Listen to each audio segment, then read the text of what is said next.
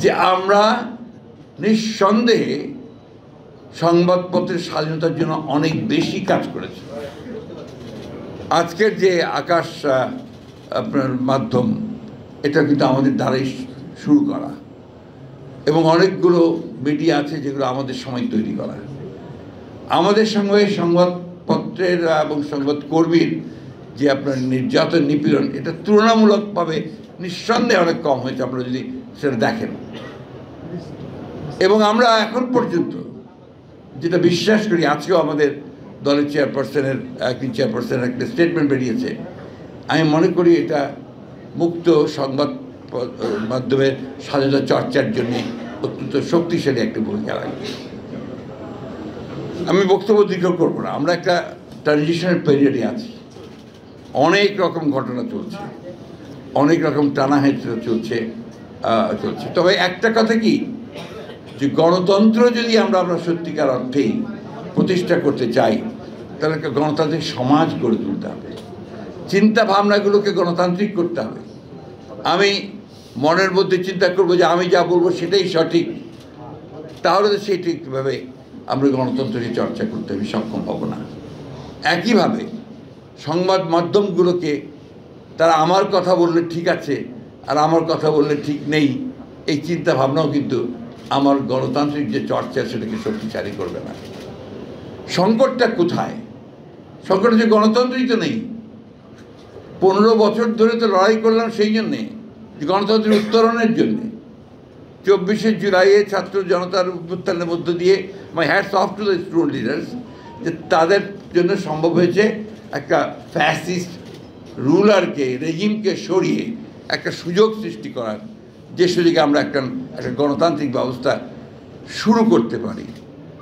পোটেনশিয়ালটা দেখা দিয়েছে, সম্ভাবনাটা দেখা দিয়েছে। রাতারাতি হয় না, গণতন্ত্র প্র্যাকটিসের জিনিস, ওটাকে চর্চা করতে হয়। যেমন আপনার একটা গাছকে যখন বড় করতে হয় তাকে নিয়মিত পানি দিতে হয়, চর্চা করতে হয়। সেইভাবে আমি হঠাৎ করে বললাম যে গণতন্ত্রকে আমি করে ফেললাম, সেই গণতন্ত্র হয় না। আরেকটা ক্ষেত্রে গণতন্ত্র হয় না, এটাই করতে হবে, এটা ছাড়া অন্য কোনো কিছু হবে না। এই যে মানসিকতা, এই মানসিকতাও কিন্তু আমাকে গণতন্ত্রকে চর্চা করতে দেবে না। আরেকটা জিনিস সবচেয়ে বড়, যে জনগণের উপরে আস্থা রাখতে হবে, তার চিন্তা ভাবনা, তার রায়, তার মত, তার উপরে আস্থা রাখতে হবে। আমার বাবা, তিনি কিন্তু মুসলিম লীগ করতেন, আপনারা জানেন অনেকেই, কিন্তু তিনি চিন্তায় ভাবনার কথাবার্তায় অনেক, তখনকার দিনের তুলনায় অনেক আধুনিক ছিলেন। তিনি সংস্কৃত পড়েছেন তাদের সময়, পার্সিও পড়েছেন। তিনি বলতেন যে আমাদের বেশিরভাগ মানুষের মধ্যে একটা প্রবণতা আছে পার্সিতে, উনি বলতেন হাম চু দিগার নিস্ত, আমি ছাড়া আর কেউ নেই, আমি হচ্ছি সর্বত্র। আর সংস্কৃতে আছে এক মেব দ্বিতীয়, আমি হচ্ছে একমাত্র। এই যে আমি চিন্তাটা, এখান থেকে বেরিয়ে আসা দরকার গণতন্ত্রে, এবং আমাদের সংবাদ মাধ্যমের এই চর্চাটাও সবচেয়ে বেশি করা দরকার। কোনো সংবাদ মাধ্যম আছেন ভাবছে তারাই যা বলছেন ওটাই সঠিক, ওটার বাইরে কেউ বলতে গেলে তিনি হয়ে যাচ্ছেন ফ্যাসিস্টের দোষর, অথবা ভারতীয় দোষর, অথবা আওয়ামী লীগের দোষর। অলরেডি ইতিমধ্যে আমার সেই বদনাম শুরু হয়েছে, এটা আপনারা খুব ভালো করে জানেন সবাই। কথাগুলো ওই জন্যই বলছি, দুর্ভাগ্যজনক, কষ্টকর। আমরা জ্ঞানত কখনো দেশের বিরুদ্ধে, জাতির বিরুদ্ধে কখনো কাজ করার কথা চিন্তা করি না। এখনও এই দেশে কিছু মানুষ আছে যারা ওই চিন্তাটা করে।